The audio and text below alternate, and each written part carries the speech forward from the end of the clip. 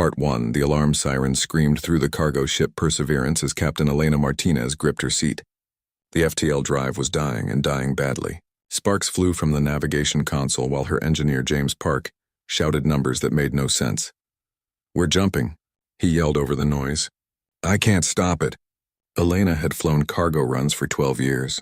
She had survived engine failures, asteroid strikes, and once, a complete life support breakdown near Saturn. She knew panic killed people faster than accidents, so she stayed calm.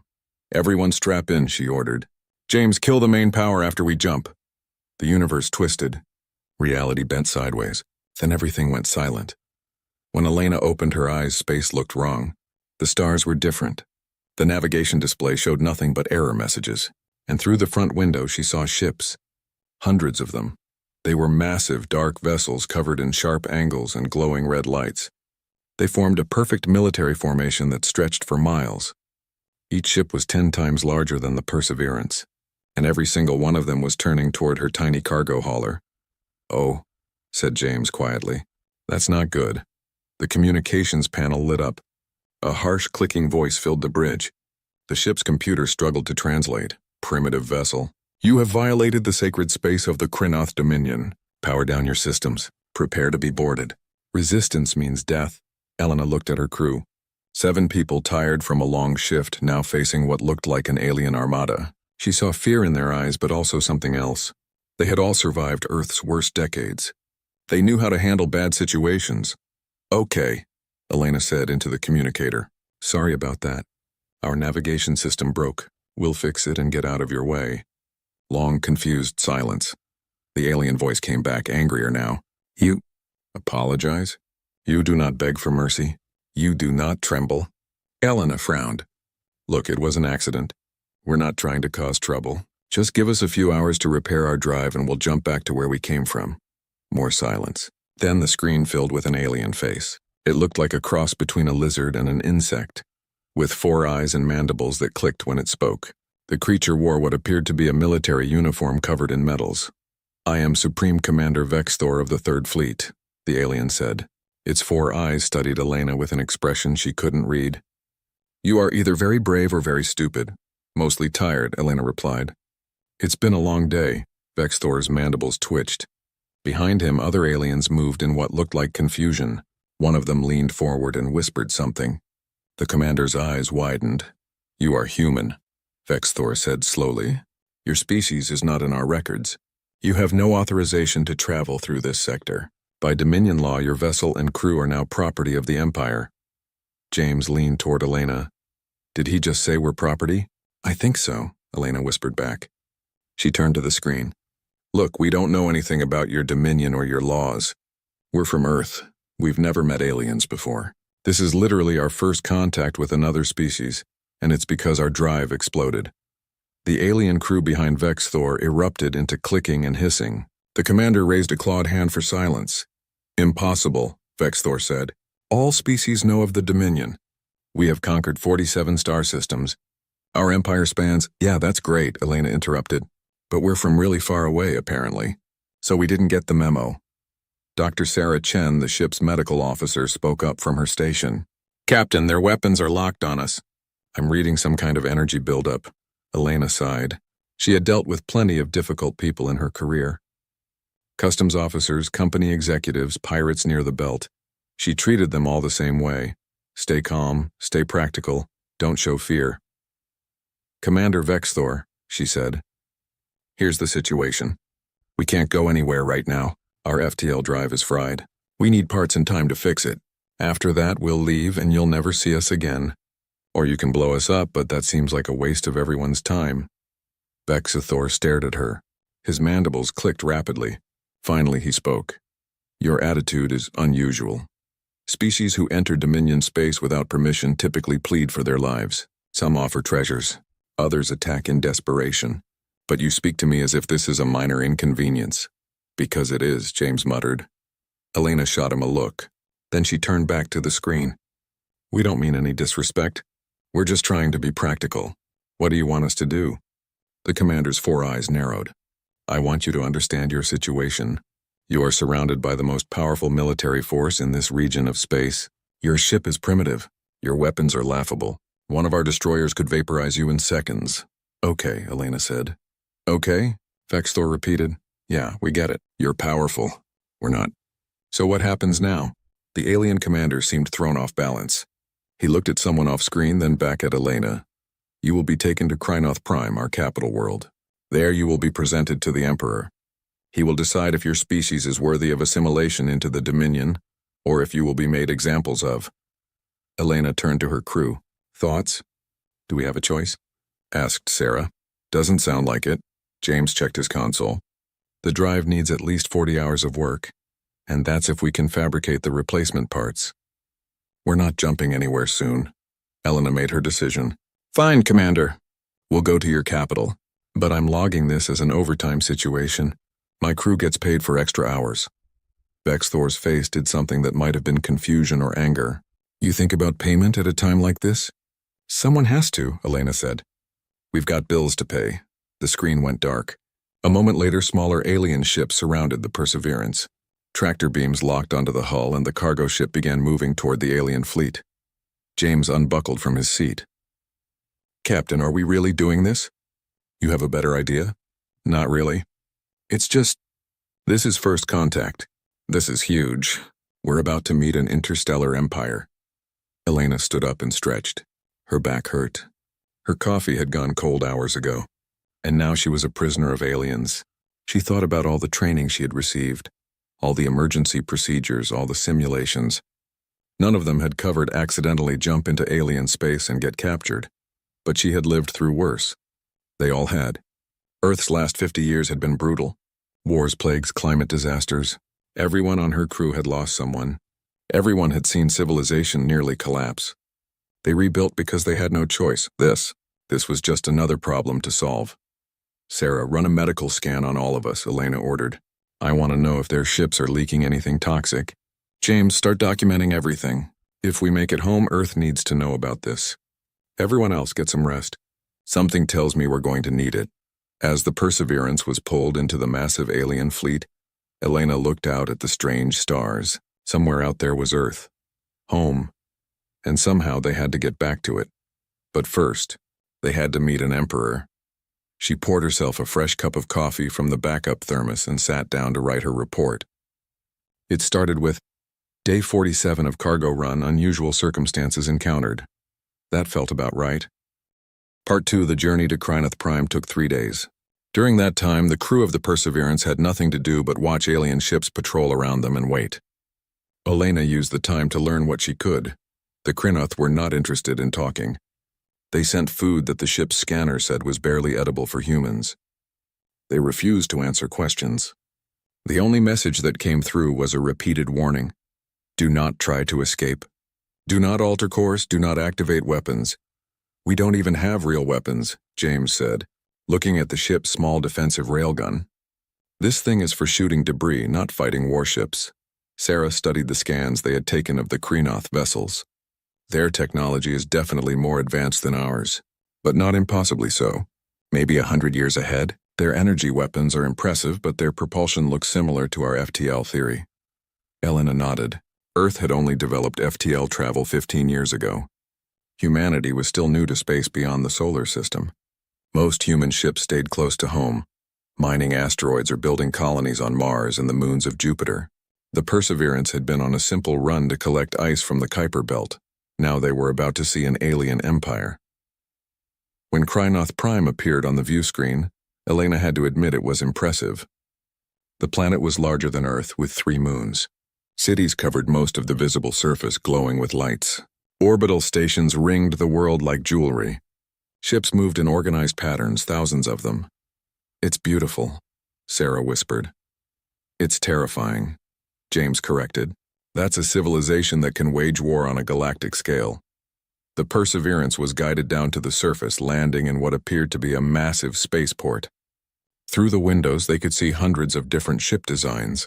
Some looked like the Krynoth vessels, but others were completely different. Species from conquered worlds, Elena guessed. A docking tube connected to their airlock. Vexthor's voice came over the communicator one last time.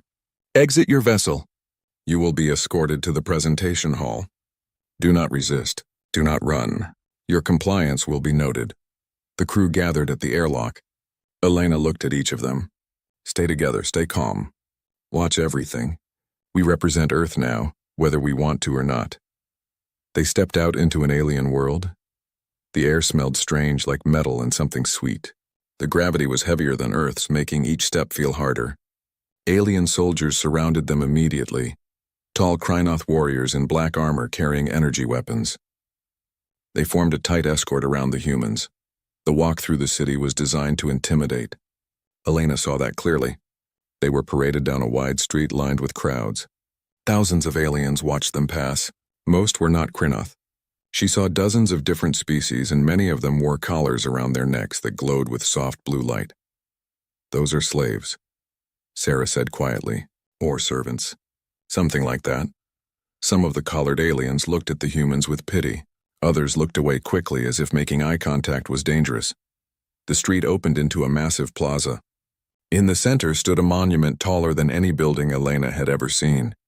It was made of black stone and covered in carvings. As they walked past, she realized what she was looking at. It's a memorial, James said, reading the symbols with help from his portable translator. The Hall of Broken Worlds. Each carving represents a species that defied the Dominion. Elena counted them. 23 different species, each carved with scenes of their destruction. Planets burning, cities collapsing, people dying. Vexthor walked beside them now, watching their reactions. You see the price of rebellion. 23 species chose extinction over joining the Dominion. We gave them chances to surrender peacefully. They refused. They were destroyed. Elena stopped walking and studied one carving. It showed a species that looked almost mammalian, with large eyes and delicate hands. The carving showed their world being bombarded from orbit. They chose death over slavery, she said. They chose foolishness over wisdom. Vexthor corrected. Maybe. Elena turned to face him. Or maybe they figured death was better than living on their knees. We've had that debate on Earth too. The commander's mandibles clicked. Explain. As they continued walking, Elena told him.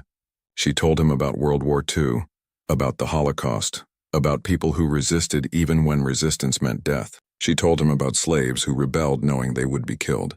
She told him about protesters who stood in front of tanks. Humans have a saying, she finished. Give me liberty or give me death. Some things are worse than dying. Vexthor was silent for a long moment. Your species has killed its own people? In large numbers? Millions, Elena said quietly. Across many wars. We've done terrible things to each other. That's part of why we're trying to be better now. They entered a building so large it had its own weather system. Clouds hung near the ceiling. The floor was polished stone that reflected everything like a mirror. At the far end, easily a mile away, sat a throne. The walk to the throne took 20 minutes. Elena used the time to observe everything. She saw hundreds of aliens in the hall, all watching. She saw guards at every entrance. She saw technology she didn't understand built into the walls. And she saw the Emperor. Krythos the Eternal was massive, nearly twice the size of Vexthor. His scales were deep purple instead of the green-brown of other Krynoth. He wore robes that seemed to shimmer with energy.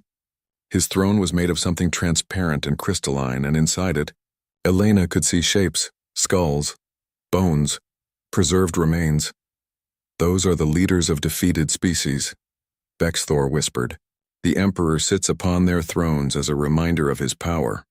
The Emperor spoke, and his voice filled the entire hall without any visible speakers. Humans, I am told you wandered into our space by accident. I am told you show no proper fear. I am told you speak to my commanders as equals. Elena stepped forward. Your Majesty, we meant no offense. We didn't know your empire existed until 3 days ago. Ignorance is not an excuse. The Emperor leaned forward. I have ruled for 800 of your years. I have seen countless species kneel before me. Some join willingly, some fight and lose, but all eventually understand the natural order. The strong rule, the weak serve. That's one way to run things, Elena said. A ripple of shock went through the hall. Several aliens made sounds of surprise or fear. Vexthor's eyes widened. The Emperor's expression didn't change. You do not seem impressed by my power. It's impressive, Elena said honestly. You've built something huge here, but I've seen power before. Earth has powerful people too. Some of them use it well, some don't. You dare compare your primitive world to my eternal empire? Elena thought about how to answer. She thought about Earth's history, about empires that had seemed eternal and then collapsed. Rome, the Mongols, the British Empire. All of them thought they would last forever. Your Majesty, she said carefully, Earth has had many empires. They all seemed eternal to the people living in them. None of them lasted. The Emperor stood. The hall went silent. Energy crackled around his hands. You will see a demonstration, he said, so you understand what defiance costs. The throne room's walls came alive with holographic images. They showed a world beautiful and green with cities that looked like works of art. The species there looked like birds, with colorful feathers and delicate builds. Then, the bombardment began. Krynoth ships filled the sky. Weapons fired. The cities burned. The oceans boiled. Within an hour, the entire planet was dead. The Yaleks, the Emperor said. They refused to join us. They believed their art and culture made them special. I erased them from existence in a single day. 3 billion souls. Elena watched the destruction.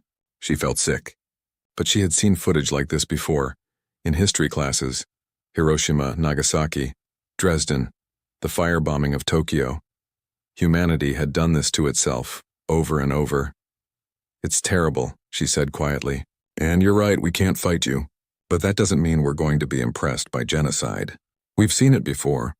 We've done it to ourselves. That's why most of us think it's wrong now. The Emperor stared at her. You claim your species has committed such acts against itself? Many times, Elena said. That's the thing about humans. We've been our own worst enemy for thousands of years. We've nearly destroyed ourselves at least a dozen times, and somehow we're still here. Bexthor stepped forward.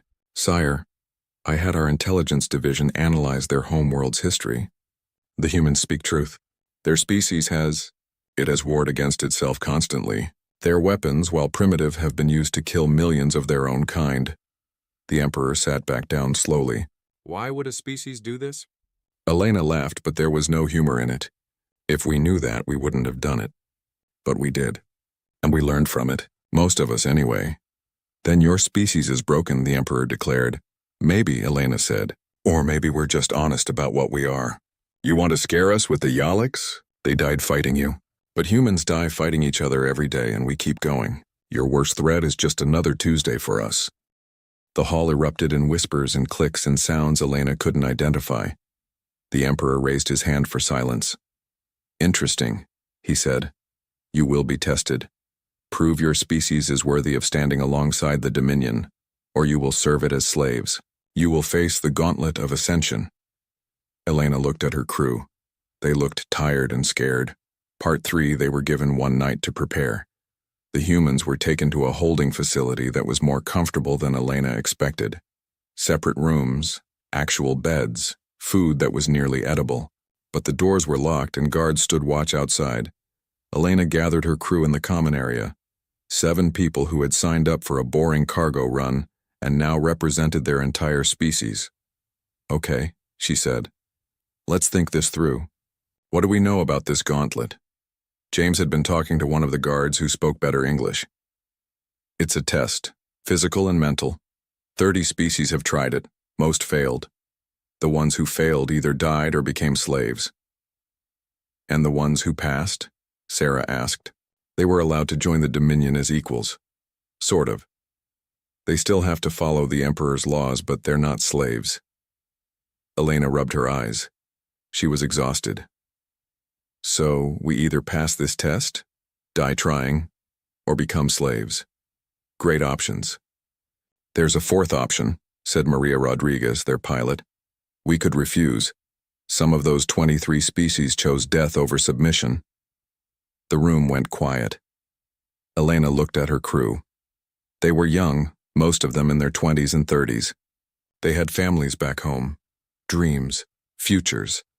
No, Elena said firmly. We're not choosing death. Not yet. Not while there's another option. But Captain, Maria protested, if we join them, even as equals, we're supporting an empire built on slavery and conquest. I know. Elena stood and walked to the window.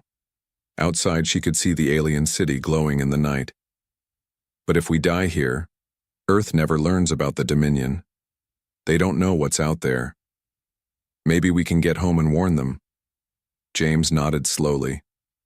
She's right. Information is worth something.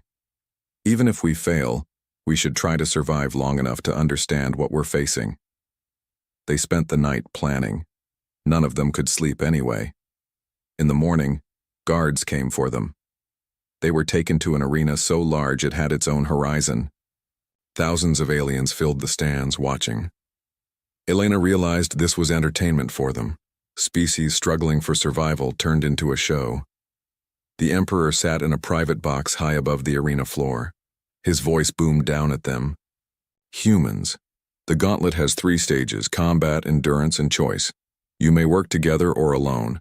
You may use any strategy you wish. But know this: failure means death or slavery. There is no mercy. Begin. A gate opened at the far end of the arena. Something roared inside. Of course it's monsters, James muttered. Why wouldn't it be monsters? 3 creatures charged out. They were massive, covered in armor like hide, with multiple legs and heads full of teeth. They moved fast despite their size. The crew scattered. They had no weapons, no armor, just their wits. Elena ran toward the arena wall looking for anything useful. She found it. Maintenance equipment left in a storage alcove. Not weapons, but tools. She grabbed a long metal pipe and threw another to James. "Maria, the sand!" Elena shouted. Maria understood. She kicked sand toward one creature's eyes. It roared and stumbled. That gave James time to swing his pipe at its legs. The creature fell. They weren't trying to kill the beasts. They couldn't. But they could use tactics. Humans had been hunting dangerous animals for thousands of years. They knew how to work as a team. Sarah found a weak spot in the wall, a crack that led to the maintenance tunnels. "Here, we can funnel them." They led the creatures toward the narrow opening. The beasts were too large to fit through easily. That gave the humans time to attack from safety, using long tools to strike at vulnerable spots.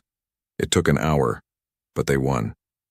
The creatures finally retreated, wounded but not dead. The crowd's reaction was mixed. Some aliens cheered, others seemed disappointed. "Stage 1 complete," the Emperor announced. "Interesting tactics. You fight like scavengers, not warriors." "We fight smart," Elena called back. "That's how humans survive." The second stage was worse. The arena floor opened, and they were dropped into separate cells, completely isolated. The cells were small, dark, and cold. Food came once a day, but it was barely enough. Water was limited. Elena had been briefed on sensory deprivation and isolation during her early training. Earth had studied what happened to prisoners of war, to astronauts on long missions, to people trapped in disaster zones. They knew isolation drove people crazy, but they also knew how to fight it. Elena created a routine. Exercise in the morning. Count her breaths. Sing songs in her head. Remember her family. Tell herself stories. She marked days on the wall with her fingernail. She didn't know if the others were alive. That was the hardest part. But she trusted them. They were smart. They were strong. They would hold on. 5 days passed. Then 10. Elena's stomach hurt constantly from hunger. Her lips cracked from thirst. She talked to herself to keep her mind active. On the 15th day, the cell door opened. She stumbled out into light that hurt her eyes. The others were there too, thin and weak but alive. All 7 of them had survived. "Impossible," Vexthor whispered from the stands. "Most species break after 3 days. The longest any species has lasted is 12 days. "Humans are stubborn," Elena croaked. Her voice was rough from disuse. They were given water and food. Real food this time, and plenty of it. Elena knew what was happening. This was the carrot after the stick. Make them desperate, then generous. It was an old trick. The Emperor descended from his box to the arena floor. He walked among them, studying them like specimens. "You survived through willpower," he said. That is rare. Most species we conquer have never truly suffered. You have. I can see it in your eyes. Your species knows hardship. We've had a rough few decades, James admitted. The Emperor nodded. Yes. My intelligence officers have learned much about Earth. Your world wars, your genocides, your plagues and famines. You are a species born from suffering. We prefer to think we're a species that survived suffering, Sarah said. Perhaps. The Emperor gestured and a hologram appeared. It showed a small, furry alien restrained on a platform. This is a Mira, one of our servant species. The final stage is simple. Kill this creature or join it in slavery. This is the, test of worthiness. Are you strong enough to do what must be done? Elena stared at the hologram. The Mira looked terrified. She could see it shaking. You want us to kill an innocent being, she said slowly. I want you to prove you understand the natural order. The strong take life. The weak lose it. Show me you are strong. Elena looked at her crew. She saw the same horror in their eyes that she felt. This was the real test. Not physical strength or endurance. This was about morality. No, Elena said. The Emperor's eyes widened. No. We won't kill an innocent, Elena said. That's not strength. That's cruelty. There's a difference. Then you have failed, the Emperor declared. You will be collared and made servants of— Wait, Elena interrupted. You said we could use any strategy we wanted, any choice. I choose option 3. There is no option 3. Yes, there is. Elena turned to face the crowd. She knew this arena had cameras, that every alien species in the Dominion was watching. You've given conquered species 2 options: kill or be enslaved. Both options serve you. Either we prove we're brutal enough to fit in your empire, or we become your slaves. But there's a third option. We refuse to play. That is the same as choosing slavery, Vexthor said. No, Elena said loudly, making sure everyone could hear. It's choosing to stay human, to stay decent. You can collar us, you can enslave us, but you can't make us into killers. You can't make us give up what we believe in. She turned to the other species in the crowd, especially the ones wearing collars. And to everyone watching who's already been conquered, you're not weak because you survived. You're strong. You chose to live. That's not shameful, but you don't have to accept this forever. The arena erupted in noise.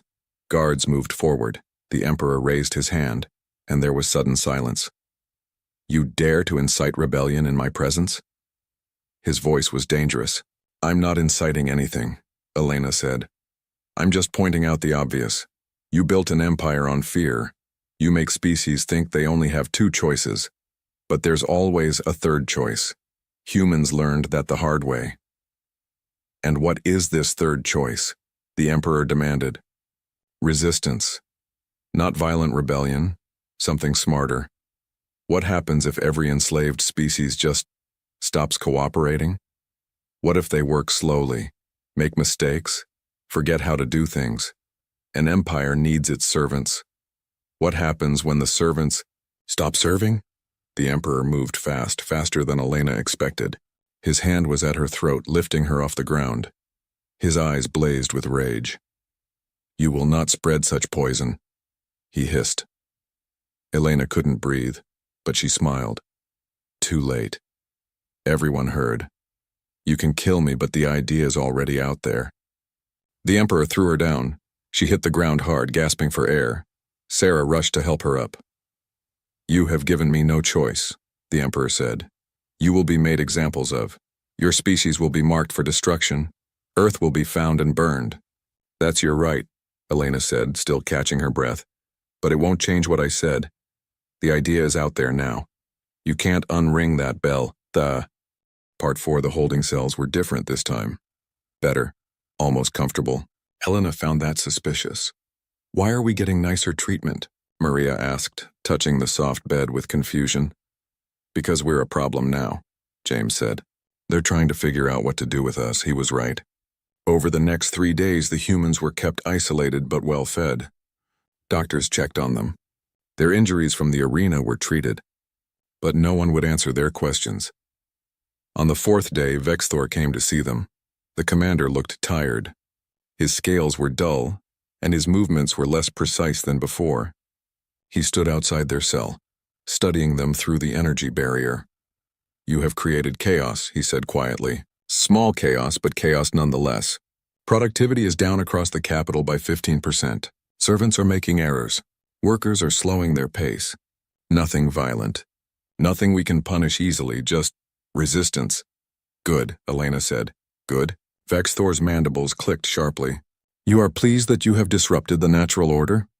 "There's nothing natural about slavery," Sarah said. "And yeah, we're pleased. Those people finally stood up for themselves." Vexthor was silent for a moment. Then he did something unexpected. He turned off the energy barrier and stepped inside the cell. His guards looked alarmed but didn't follow. "I want to understand," the commander said. "Your species nearly destroyed itself. You have known war and suffering, yet you still believe in resistance? In fighting power?" Elena gestured to a chair. "Sit. This might take a while." Vexthor sat looking uncomfortable with the informal setting. Elena settled across from him. "Here's the thing about humans," she began. "We're really good at learning the wrong lessons. For thousands of years, we kept making the same mistakes, building empires, conquering neighbors, enslaving people we thought were weaker, and it always ended the same way. The empires fell. The slaves rebelled. Everything collapsed. Yet your species survived," Vexthor noted. "Barely. About 50 years ago, we almost ended ourselves for good. Climate collapse. World war plagues, nuclear weapons pointed at our own cities. We came within hours of destroying everything." James picked up the story. "I was born in the aftermath. The world population dropped from 10 billion to 6 billion in 20 years. Most cities were abandoned. Governments fell. It was hell. So you know the cost of chaos," Vexthor said. "That is why the Dominion exists. We prevent such destruction through order and control." "But that's not what saved us," Sarah said. "What saved humanity wasn't control. It was cooperation. People from different countries, different cultures, different beliefs, all working together because we finally understood something important." "What?" Vexthor leaned forward. "That we're all we've got," Elena finished. "Humans, I mean. We're alone in the universe. Or we thought we were. We only have each other, so we can either destroy each other or help each other. We chose to help." She stood and walked to the window. The alien city stretched out below, beautiful and terrible. "That's why we won't kill for you. Why we won't accept your empire. Because we've been where you are. We've tried ruling through fear and force. It doesn't work. Not forever. Eventually, the people you're crushing find a way to push back." Vexthor stood as well. "You speak as if the Dominion will fall. We have ruled for 2,000 years. We are eternal." "Rome thought it was eternal too," James said. "It lasted about 400 years and then it collapsed. The Mongol Empire conquered half the known world in less than a century. It fell apart in another century. The British Empire controlled a quarter of Earth's land. It's gone now." "Nothing lasts forever," Elena said softly. "Especially systems built on cruelty." The commander's mandibles clicked slowly, a sign of deep thought. "The Emperor is considering executing you, making a public example, showing that resistance leads only to death." "That might work," Elena admitted. "Or it might make things worse for him. Humans love martyrs. We tell stories about people who died for what they believed in. We remember them for centuries. Kill us and you make us symbols, and if he lets you live, returns you to Earth." Elena smiled. "Then we go home and tell everyone about the Dominion. Earth will prepare. We're pretty good at preparing for threats. We've had a lot of practice." Vexthor moved toward the door, then stopped. "I fought in the conquest of the Yaleks. I was there when we burned their world. I thought it was necessary. The Emperor said they were dangerous, that they threatened the Dominion's stability." He turned back to face them. "But they were artists, scientists. They built beautiful things. They had families. And we killed them all because they refused to kneel." His voice was barely a whisper. "I have thought about that for 300 years. And I still do not know if it was right." "It wasn't," Sarah said gently. "But you know that already." The commander left without another word. That night something changed. The humans woke to alarms blaring throughout the facility. Lights flashed red. Guards ran past their cell without stopping. "What's happening?" Maria pressed against the window. They got their answer when a small, furry figure appeared at their cell door. It was a Mira, like the one they had refused to kill in the arena. The alien's collar was sparking and damaged. "Please," the Mira said in broken English. "Come, quickly, escape." "Why are you helping us?" Elena asked. "You chose not to kill me. You said we are strong because we survived." "No one ever said that before." The Mira's eyes filled with tears. Others heard. "We are trying to help." They followed the Mira through maintenance tunnels past areas where other enslaved species were deliberately causing problems. A fire here. A computer failure there. Nothing violent. Just enough chaos to keep the guards busy. They reached the spaceport. The Perseverance sat where they had left it, but now it was surrounded by guards. "We can't get past them," James said. "Yes, you can." Vexthor stepped from the shadows. "I am granting you diplomatic passage. You will return to Earth and deliver a message." Elena stared at him. "What message?" "Tell them the truth. Tell them about the Dominion. Tell them we are powerful but not invincible. Tell them," he paused. "Tell them some of us are questioning what we have become. You're helping us escape?" "I am preventing a massacre. If the Emperor executes you publicly, the servants might truly rebel. That would lead to violence. Millions would die. This way you leave quietly and I can claim you escaped." "You'll be punished," Sarah said. "Perhaps, but I am tired of punishing others." Vexthor gestured to the ship. "Go. The spaceport defense has been disabled for the next 10 minutes. That is all I can give you." They ran for the ship. As they reached the ramp, Elena turned back. "Vexthor, thank you. Do not thank me. Just remember us. Remember that not all of the Dominion supports what it has become." The Perseverance launched into space with every alarm on the planet screaming. But no one fired on them. Either Vexthor had done more than he said, or someone higher up was letting them go. As they cleared the planet's orbit and prepared to jump to FTL, Elena looked back at Krinoth Prime. Even from space, she could see fires burning in the capital. Not destruction, but signs of chaos. Signs of resistance. "Did we do the right thing?" Maria asked. "We might have started a war down there." "No," Elena said firmly. "We reminded them they could say no. What they do with that is up to them." James had been working on the navigation computer. "Captain, I've got bad news. I can't find Earth. Our star charts are all wrong from this part of space. We might be lost," Elena laughed. It started as a small chuckle and grew into full laughter. The crew looked at her like she was crazy. "What's funny?" Sarah asked. "We survived first contact. We inspired a rebellion. We escaped from an empire that's conquered 47 star systems. And now we're lost in space trying to find home." Elena wiped tears from her eyes. "That's the most human thing I've ever heard. So what do we do?" James asked. Elena sat in the captain's chair and pulled up the navigation display. "We do what humans always do. We figure it out. Start scanning for any signals. Map the stars. Work the problem. We'll find Earth. And if we don't," Maria asked quietly, "then we keep trying. That's what humans do. We don't give up. Not when there's still a chance." As the Perseverance jumped to FTL, leaving the Dominion behind, Elena thought about everything that had happened. They had met an empire of conquerors and refused to be impressed. They had faced impossible tests and survived. They had planted seeds of rebellion without firing a shot. But most importantly, they had stayed human. They had kept their values even when it would have been easier to abandon them. "You know," James said, breaking the silence, "when we get back to Earth, if we get back, no one is going to believe this story." "Probably not," Elena agreed. "But we'll tell it anyway. And we'll tell them to prepare, because the Dominion is out there, and eventually they might come looking for Earth." "You think they will?" Sarah asked. Elena remembered the Emperor's rage. She remembered Vexthor's doubt. She remembered the fires in the capital and the Mira with the broken collar.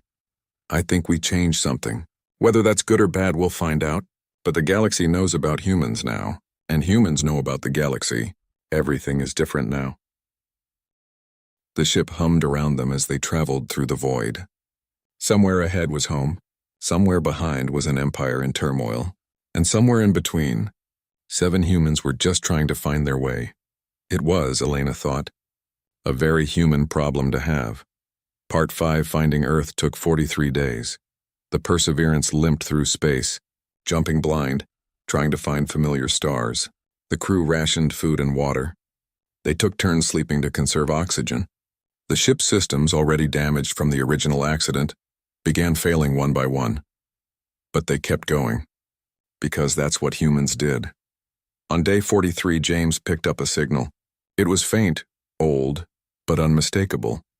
The Voyager probe still sending its message into the void after more than 300 years. "We're close," he whispered. "We're almost home." 2 days later, they saw it. A yellow sun. A small blue planet third from the star. Earth. Elena felt something break inside her chest, but in a good way. Like a dam releasing pressure. She hadn't realized how much she needed to see home until that moment. "Contact Earth Station Alpha," she ordered. "Tell them we're coming in." The response was immediate and confused. "Perseverance, you were declared lost 6 weeks ago. Where have you been?" "That," Elena said, "is a very long story." They were met in orbit by 3 military ships and a medical vessel. The Earth Colonial Authority was taking no chances. The crew was quarantined immediately, examined by doctors and debriefed by intelligence officers who looked both excited and terrified. Elena told them everything. The accidental jump, the Krynoth Dominion, the gauntlet, the resistance they had inspired. She showed them the data they had collected, the star charts, the recordings of alien technology.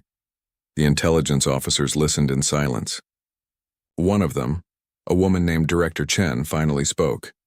"You're telling us there's a multi-system empire out there that conquers species for fun, and you accidentally started a rebellion in their capital?" "More or less," Elena confirmed. "And they let you go?" "One of their commanders helped us escape. I think he was having doubts about the whole empire thing." Director Chen rubbed her temples. This is the biggest news in human history. First contact. And we stumbled into it because of a broken FTL drive." "That's humanity for you," James said. "We don't do things the easy way." The debriefing lasted for 3 days. Elena and her crew answered the same questions over and over.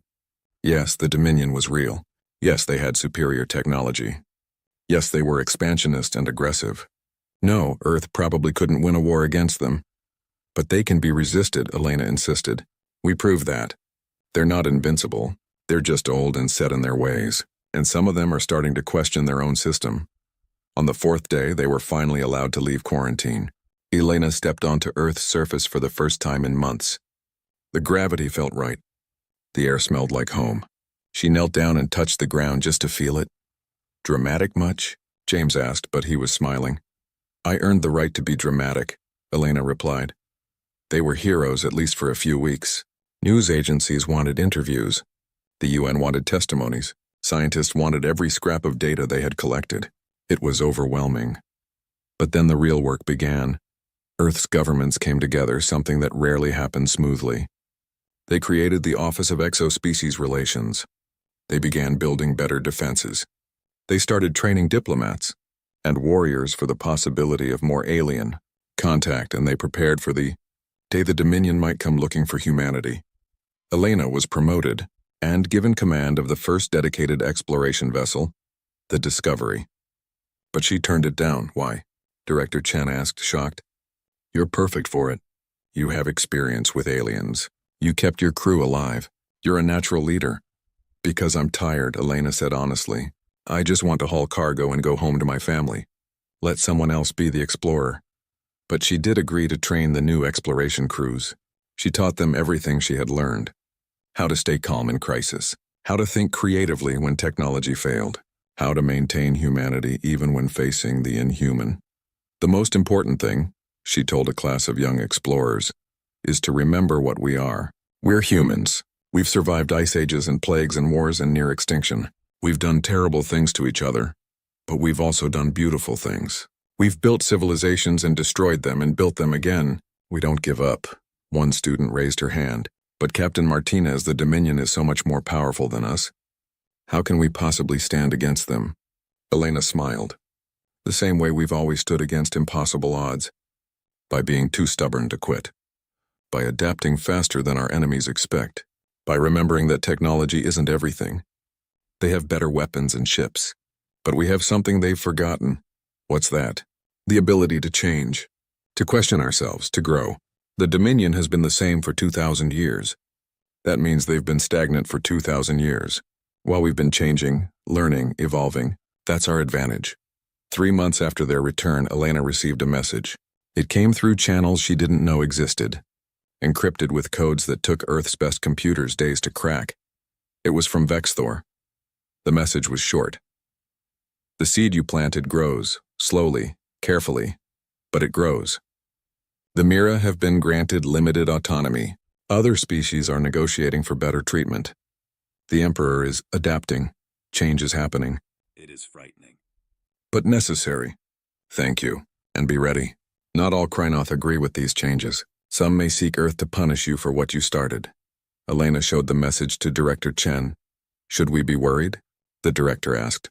We should always be worried, Elena said. But we should also be hopeful.